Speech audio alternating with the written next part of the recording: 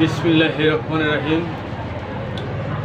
আলহামদুলিল্লাহ, সকল প্রশংসা সেই মহান রবের, আর লক্ষ কোটি দরুদ ও সালাম বিশ্ব নবীর প্রতি, দিনী যুগের ভাই ও বোন সবার প্রতি আমার আন্তরিকতা সালাম। আসসালামু আলাইকুম ইয়া রাহমাতুল্লাহ ইয়া বারাকাতুহু। আমি আদম নূরের সন্তান, আদম থেকে রব নিয়ে আমি আপনাদের মাঝে বক্তব্য দিচ্ছি। আজকে আলোচনা যাকাত নিয়ে আমি আপনাদের মাঝে কিছু আলোচনা রাখব। অতীতে যে মোল্লা মুসল্লির কাছে আমরা শুনে থাকি, সালাত আদায় করতে হবে, যাকাত প্রদান করতে হবে। অনেক মানুষের অর্থ আছে, সেই অর্থ দিয়ে তারা যাকাত দিয়ে থাকে। গরিব আছে, তাদেরকে যাকাত দেয়। বিষয়টা হলো, ধর্ম নিয়ে আসলে নিজে আমি যাকাত দেব, আমি যদি 100 টাকা, 500 টাকা, 1000 টাকা আমি অন্য মানুষের যাকাত দিয়ে থাকি, সেটা তো অন্য মানুষের কল্যাণে চলে গেল, আমার জন্য কি হলো? তোমরা নফসের যাকাত প্রদান করো। আমরা নফস সম্বন্ধে বুঝি না, জানি না, আমরা কিভাবে সেই নফসের যাকাত দেব? যাকাত ওনারাই দিতে পারে যারা আল কোরআনের গুন্ডির মধ্যে ঈমান এনেছে, তাদের জন্যই এই যাকাতকে খরচ করা হয়। অন্য মানুষের জন্য কোনো যাকাত নাই। বিষয়টা হলো, এই যাকাত যিনি দিবেন, এই হুকুমতটা আমাদের কে এনে দিবে? আল কোরআনে আছে, ইহা সত্য। আল কোরআন তো আমাদেরকে বলছে না যে তুমি যাকাত দাও। তাহলে আল কোরআনের কোরআন ওয়ালাকে, সেই ওয়ালা একজন ব্যক্তি, অবশ্যই আল কোরআন আর ওই ব্যক্তি এই মানুষ দিবে, ঠিক তারই বর্ণনা আমাদের কাছে তিনি পেশ করবেন। আর সেইভাবে যদি আমরা সেই যাকাতকে প্রদান করে থাকি করেছে, তাহলে সেই যাকাত আমাদের দেওয়া হবে। তাই তিনি মূল মুর্শিদ আদম নুরি, তিনি আমাদেরকে সেই বেল গায়েবের প্রতি ঈমান এনে দিয়েছে, আমাদের সেই যাকাত দেওয়ার জন্য হুকুম দিয়েছে। আমরা কিভাবে, এখন আসি সেই যাকাত আমরা কিভাবে দিই? নফসের যাকাত। নফসের যাকাত আমরা একটা আছে এবং তার মধ্যে নফস আছে, আর সেই নফসটা যদি, আর সেই নফসের যে আমাদের মানব দেহে যে নফস আছে, সেই নফসের যাকাত দেওয়া হচ্ছে। অসহায় ব্যক্তি পড়ে যাবে, সে বাঁচবে না, আমরা গরিব দুঃখী আমরা যাকাত দিয়ে থাকি। এখন এই মানব ভাণ্ডে যে আদম নফসি আল্লাহ নূর এই প্রত্যেকটা মানুষের মধ্যে থাকে, তিনি তো বাদশাহ, তিনি যাকাত দিবেন। কাকে দিবেন? অসংখ্য নবুয়ত নফস, তাদেরকে যদি তিনি যাকাত না দেন, তাহলে আমাদের এই অস্তিত্ব টিকবে না, খসে যাবে, ভেঙে যাবে, পড়ে যাবে। তাহলে আমরা সেই মূলের আল কোরআনের যে হাকিকতের যে যাকাত, আমরা সেই যাকাত না দিয়ে আমাদের অর্থ করি হয়েছে আমরা বিভিন্ন মানুষকে আমরা যাকাত দিয়ে থাকি। কিন্তু আপনার অর্থ আছে ভাই, আপনি দেন, তাতে আমাদের কোনো আপত্তি নাই, কিন্তু আপনার আল কোরআনের যে যাকাত দেওয়া তা কিন্তু হচ্ছে না। আপনি যাকাত দেওয়া হচ্ছে না, আপনি যাকাত দিচ্ছেন না।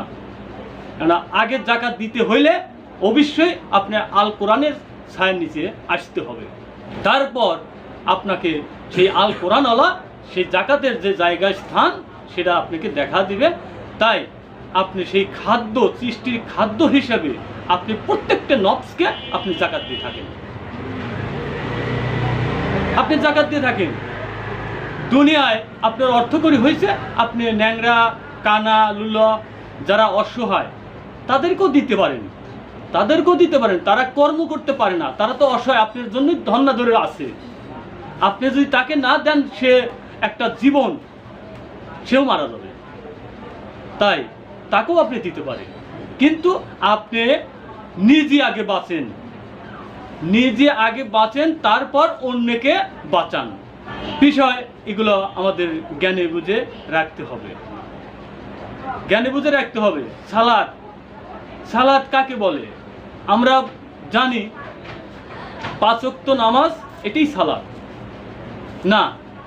অতীতে টাকা দেখলে 50 ওয়াক্ত নামাজ নিয়ে এসেছিল, তারপর বিশ্ব নবী কমাতি 5 ওয়াক্ত নামাজ এবং সালাত অনেক মানুষ জানে, কিন্তু আসলে এই যে 5 ওয়াক্ত যে বিশ্ব নবী 5 ওয়াক্তর পর্যন্ত রেখে দিলেন, এটা আমরা কতটুকু জানি এবং বুঝি? 5টা রিসালত, যা এই রিসালত আমার আপনার দেহের সাথে রয়ে গেছে, এদেরকে আমাদের কখনো অমান্য করা যাবে না, তাদেরকে হেও করা যাবে না, তাদেরকে মানতে হবে। তাই বিশ্ব নবী আমাদেরকে 5 ওয়াক্ত নামাজ এবং সালাত আমাদেরকে নিয়ে এসে দিলেন, যেখানে বলা হয়েছে যে আপাতসবাদ খাক, জিব্রাইল, মিকাইল, ইসরাফিল, এগুলো কিন্তু আমাদের সাথে পাশে সর্বক্ষণ থাকেন। তাহলে এই যে 5 ওয়াক্ত যে সালাত আমরা আদায় করব, অবশ্যই হজরে কার সালাত আমরা আদায় করছি, জহরে কার সালাত আদায় করছি, আসরে কার সালাত আদায় করছি, মাগরিবে কার সালাত আদায় করছি, ইশারে কার সালাত আদায় করছি, অবশ্যই সালাত আল্লাহর কাছ থেকে এগুলো আমাদের বুঝে নিতে হবে। আপনি তো লোক দেখানো নামাজ পড়ছেন, আপনি সালাতের কিচ্ছু জানেন না, কিচ্ছু বোঝেন না। সালাত তো হবে আমাকে নিয়ে, আল কোরআন তো নিয়ে এসেছে আমাকে নিয়ে, আল কোরআন হুকুম করছে মানবের জন্য। আমরা মানব তত্ত্ব কি জানি, কি বুঝি? কিচ্ছু জানি না, কিচ্ছু বুঝি না। আর এগুলো তো সকল কিছু এই হিদায়েতের মধ্যে দিয়ে তো আমাদেরকে বুঝাতে থাকবেন। যিনি মানবের গুরু, যিনি মানবের গুরু, আল কোরআনের বহনকারী, তিনি সবেমাত্র এই পৃথিবীর জমিনে বাংলাদেশে এবং সিরাজগঞ্জ ডিস্ট্রিক্টে সাজাদপুর থানা পোতাজি গ্রামে আদম নূর অর্জন করে তিনি ঘোষণা দিয়ে এই আল কোরআন হিদায়েত তিনি দান করছেন। যা আমি তোমাদেরকে একটি মানব দেহে একটি হরফ লাগাইয়াছি, সেই হরফের কি টাকা তোমরা দিতে পারবে? তামাম পৃথিবী বিক্রি করেও একটি হরফের পয়সা তোমাদের কাছে জোটে না, হবেও না। এটা অমূল্য সম্পদ। কার থেকে এসেছে?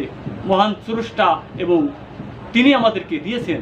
আর সেই মহান স্রষ্টার ঘোষণাটা প্রাপ্ত সেই আল্লাহর নূরি আদম, যে দয়া করছে, দয়ার বিষয়টা কি বোঝেন? আল্লাহ দয়া করছে, আদম দয়া করছে। আদম যদি দয়া না করতো, আপনার মতন মানুষ এই পৃথিবীর জমিনে আসতে পারতেন না। তিনি দয়া করছে, তাই আমরা মানব হতে পারিছি। কিন্তু মানব হয়েছি এরা বটে, জাত আদম আর সৃষ্টির বনি আদম, তফাৎ কিন্তু আছে।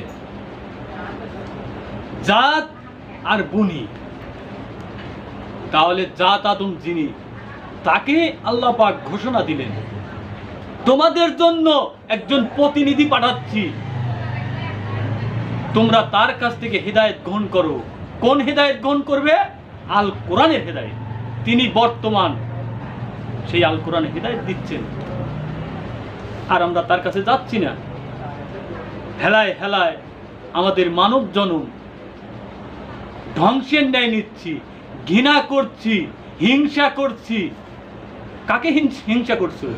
একটু চিন্তা করো, তোমরা দেখো না যে আমরা বলি কলব, অনেক মানুষ জানে কলব। এ কলব কার? আল্লাহ। আল্লাহ কাকে দিয়েছে? আদমকে দিয়েছে। প্রত্যেকটা মানুষের যদি সেই অন্তর কলব থাকে, এই কলবটা সেই আদিপিতা হযরত আদম শফিউল্লাহর অর্জনকৃত জিনিস, সেখানেই থাকে তিনি। আর তাকে আমরা হেও করি। ছি, লজ্জার বিষয়। মানবে থেকে আদম নূরকে তোমরা হেও করে চলো। তোমরা এই দুনিয়া ছাড়ো, চিরকালের জন্য তোমরা ধ্বংসে নিক্ষেপ হবে। এই আকৃতি ছালাত তোমরা কখনো পাবে না, ইহা চির সত্য। কেননা এই সালাতকে অর্জন করেছে আদি পিতা হযরত আদম শফিউল্লাহ, তারই দিক করেছে কে? মহান স্রষ্টা। মহান স্রষ্টা দিক করেছে, আমার আপনার কোন কথা নয়, আমার আপনার এটা গাওয়াজুরি জিনিস নয়। আর তার কাছ থেকে আমরা হেদায়েত গ্রহণ করছি না। হয়তো অনেক বাইরে আছে, কথা বলবে, এই আল কোরআনের দিনের আলোচনা রাখবে, তাই আমি অল্প কথার মধ্যেই সমাপ্তি করছি। আমার রবের থেকে আলোচনা শুরু করেছিলাম, আমার রবের থেকে আলোচনা সমাপ্তি করছি। আসসালামু আলাইকুম ইয়া রাহমাতুল্লাহি ইয়া বারাকাতুহু।